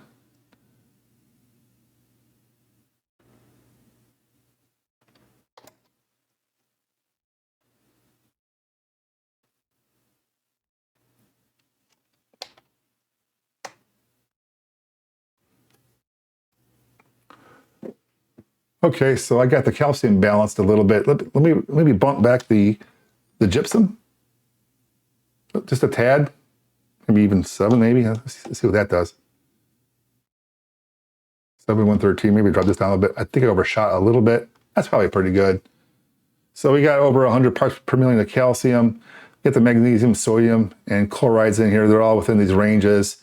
The sulfite's okay. And then the chloride to sulfite ratio, it says it's between these 2 values, it's balanced, which it is. So I'm happy there. My pH is still a little high. So I'm gonna come over here and add some lactic acid. Oh, it jumps on me. Apollo keeps doing that. The spreadsheet does that. I don't know why. So, but if I add 5 milliliters of lactic acid, now I'm down in 5.51. That's right in the range there. So I think I got my water profile set up right. I got the resulting water profile right. It's balanced. It's got the right amount of minerals in there. My pH is correct. So if I just double check that back on the recipe sheet, here's the adjusted values copied over and what you need to add. Voila.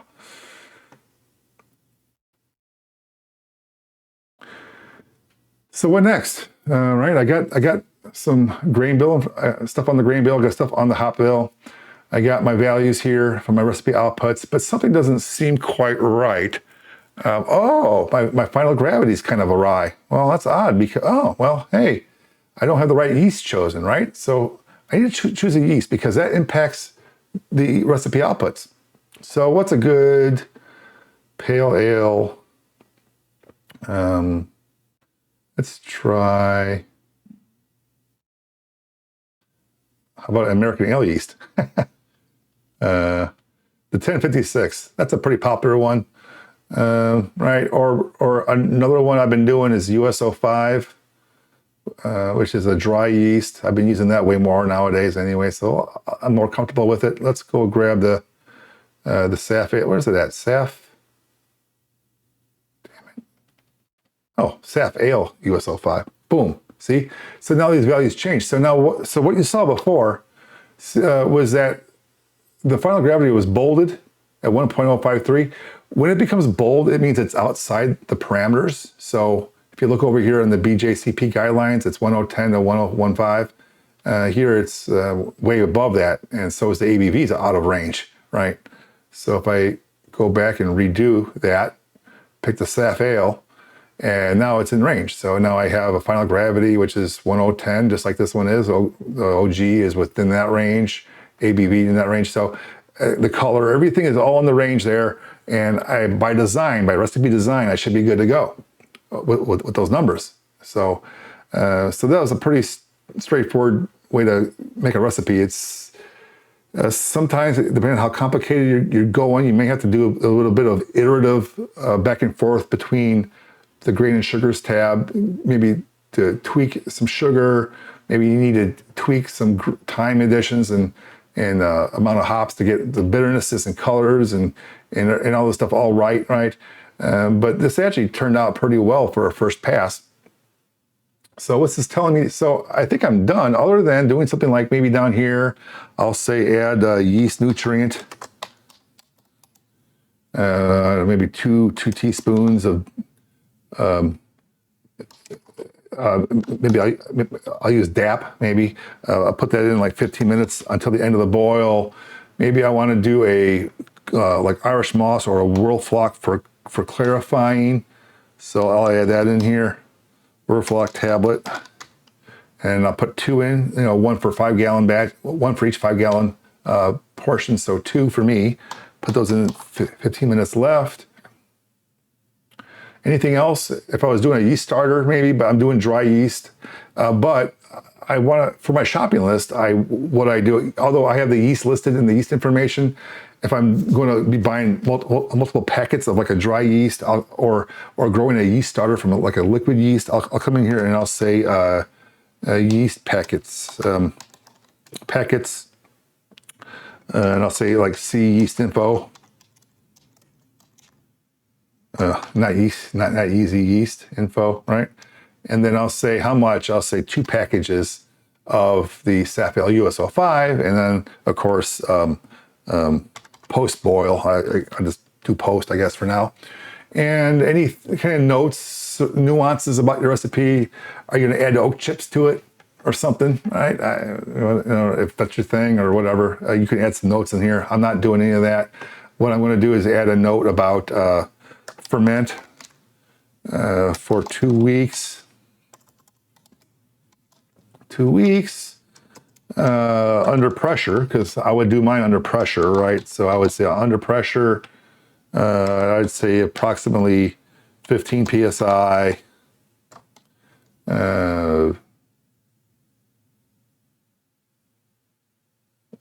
Between 65 and 75 degrees Fahrenheit. It's just notes, right? I mean, this is all I'm doing here at this point. And then I can add more notes later as I make adjustments along the way. make sure you save your changes every so often. I mean, the save button here in case something happens to your spreadsheet, right? And then so then we're off, right? So now we have a recipe sheet that I can print out. So I can go to File, Print again, over here, and then I can print this out to my printer, a PDF file. I can email it to me as a PDF file or attach it to my phone, whatever, how you want to do it, cable, email, Wi-Fi, whatever, right?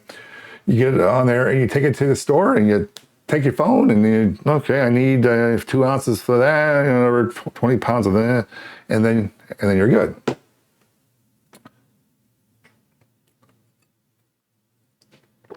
So then on brew day, you have this sheet out on your laptop or your tablet or print out in your garage. I suggest using a laptop personally. I mean, this is how I roll often, because you'll see as I walk through this a little bit that you can make adjustments on the fly during brew day that you didn't account for and quickly get updated numbers without having to run in your house and load up your spreadsheet, print out a new sheet and run out to the garage like I used to do once upon a time. So just a little tip there too. So now we're done. I mean, just assume that you have your grains, you have all your ingredients, you're ready to go, you're on brew day, you're ready to go, you have your equipment out from your brew system, the Spike Solo in this case, a jaded chiller, the electric chair, 2 sanitized fermenters, and all-rounder in the Spike Flex Plus. My calcs are telling me I need 62.8 quarts of 68-degree water in my vessel. So I would go out to my Spike Solo and my 20-gallon kettle, and I would put in 62.8, well, probably round up to 63 quarts of 68-degree water, and I would record what I actually measured. So I would say, oh, well, I actually measured 63, and it's okay, it wasn't quite 68. Let me say it was like 65, right? Okay, it'll correct for this, so that's all right. And then you go about your mash, start heating your water. If you're doing a single infusion mash like I am in this case, I'm going to go ahead and shoot for 152 for 60 minutes.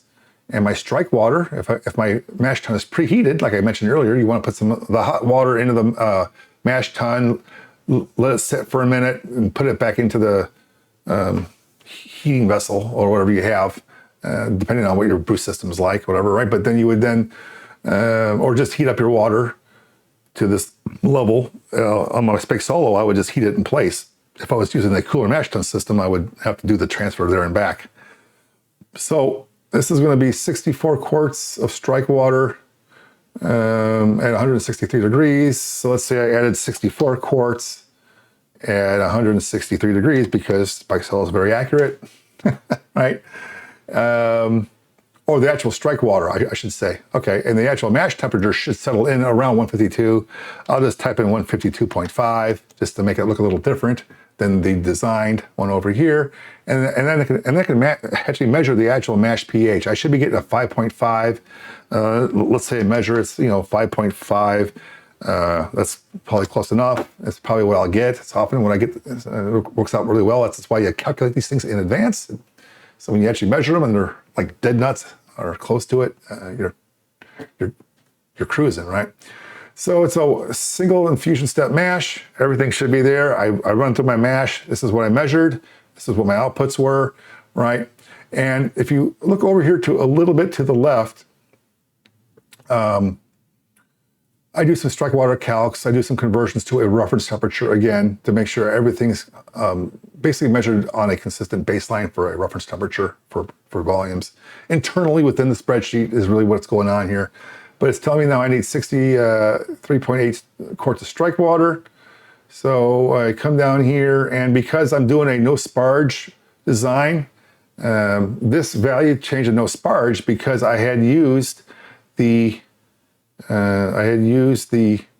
Spike Solo here as my system. If I had chose a sparge system, let's say, does a Brewezy have a sparge? Let me go back. Oh, let me go back here. No sparge. I thought I had one here. Let me go back to my equipment profile.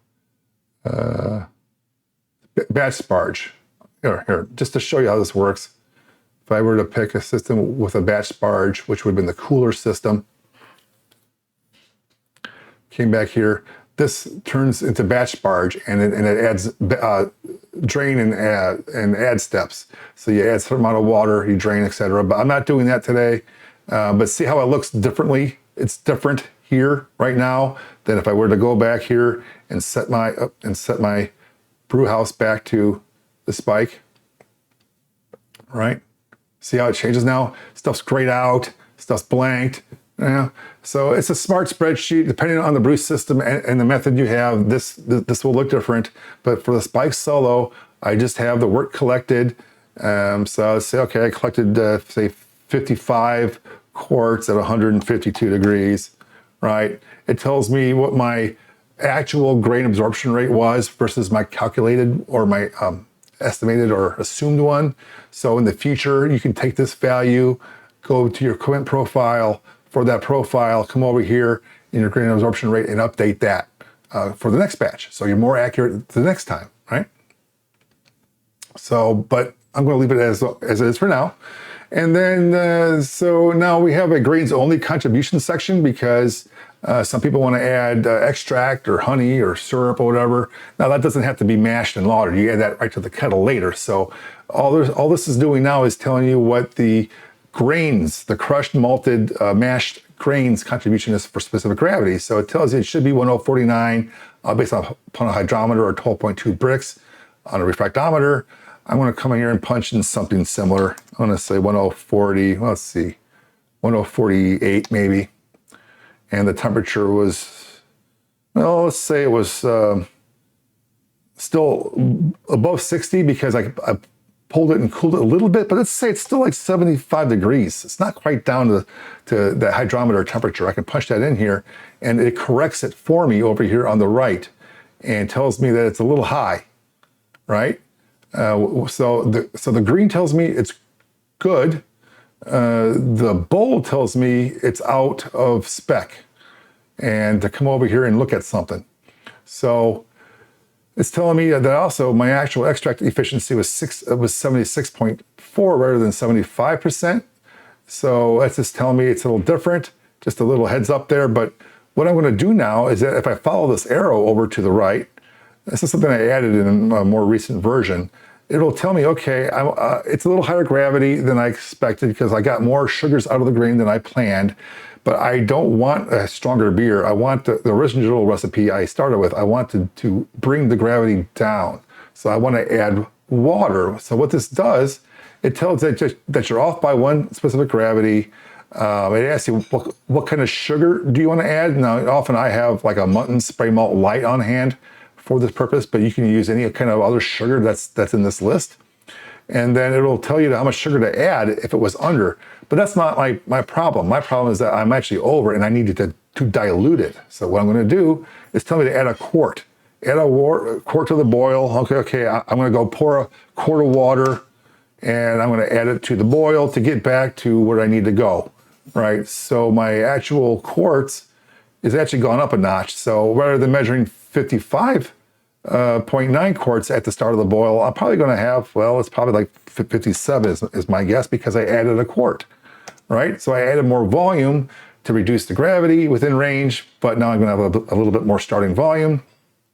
No big deal. I just have a little extra waste or a little extra room to work with when I go to transfer and rack and keg and bottle later. That's fine.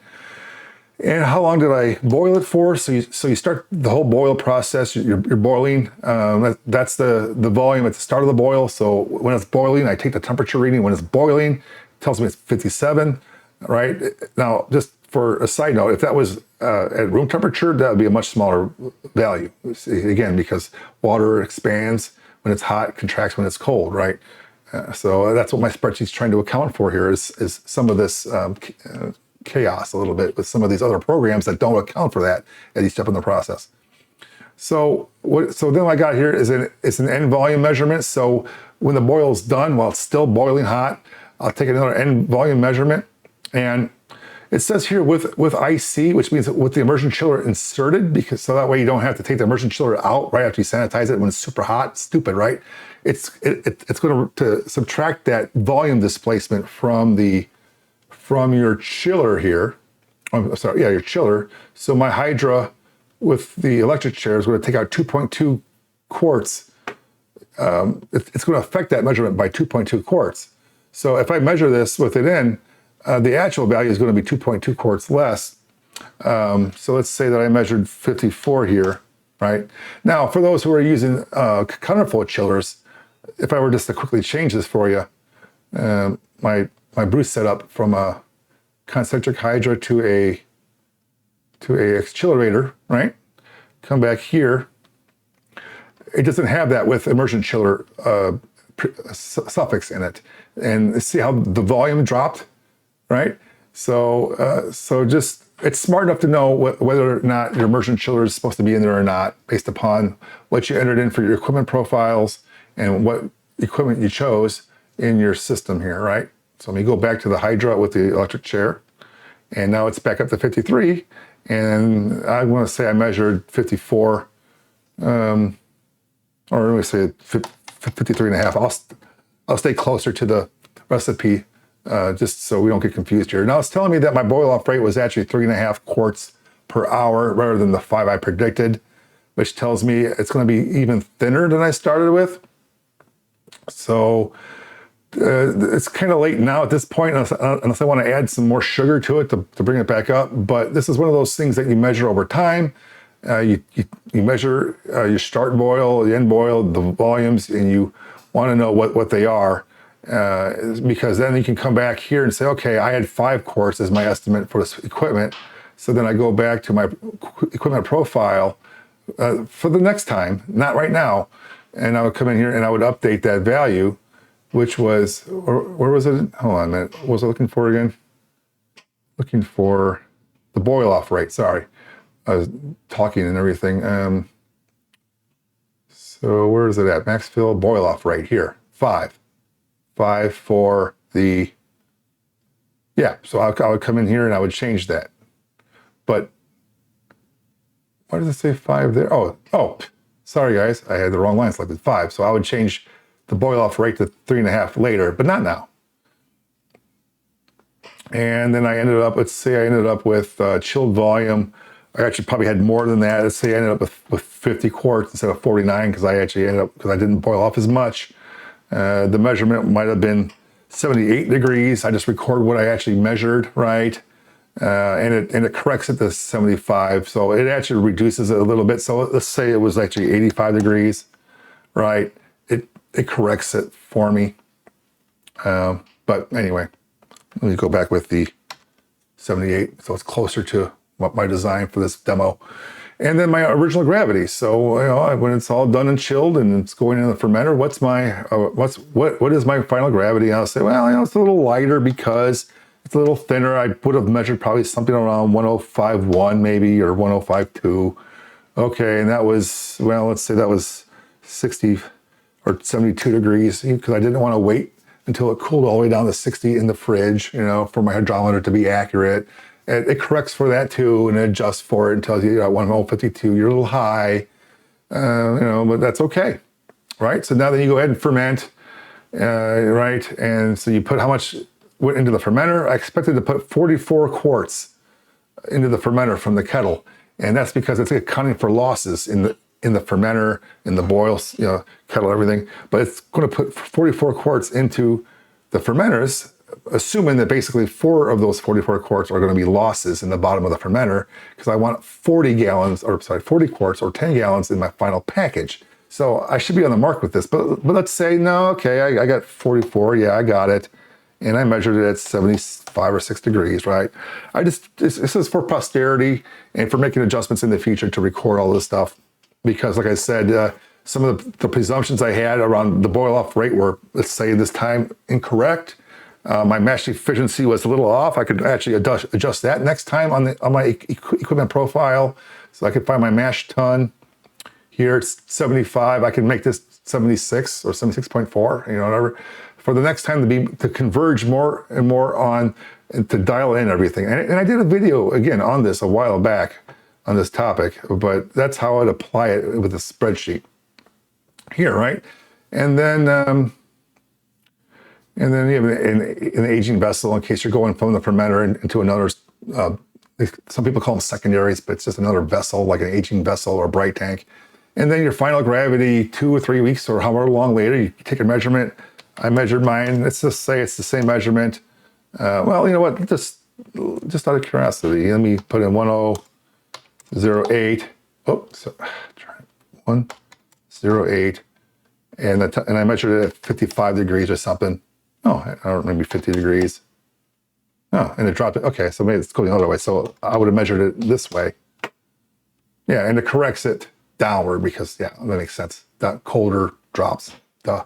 It's been a while since I used to do all this stuff by hand years ago, right? And I used to know this stuff intuitively. And now since I designed a easy button basically for me to do these calcs for me, even I get rusty on some of how these relationships work. It's funny, right? So then you're all done. You're fermented. You pack. It's your beer. You keg it, whatever. Ideally, you would get 40 quarts into my 2 kegs or whatever, or maybe I over or underestimated. I only got 39 in. This is just for posterity again. This is just for your information to know whether or not you need to scale your batch a little bit more next time or reduce it a little bit or whatever, right? And this is why you keep these records around and save them, right? So you can go back and look for trends, like I had done at one point, which prompted me to do a video about absorption rates of hops and grains and other things, because I was noticing a trend on some brew systems or certain brew types or brew styles, and I'm like, oh yeah, I have to account for those.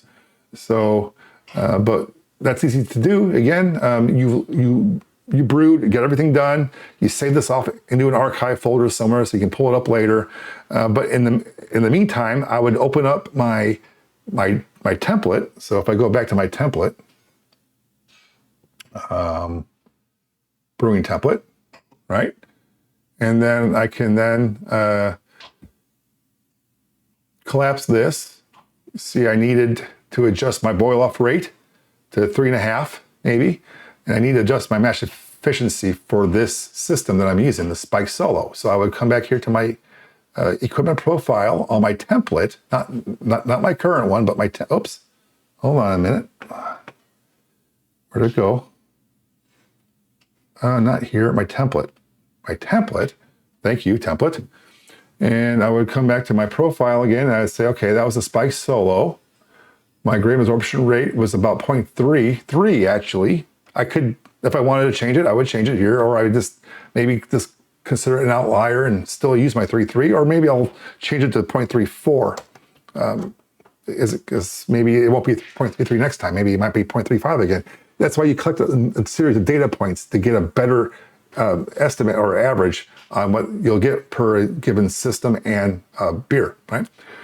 And then let's say my extra efficiency was actually 76%. I changed that.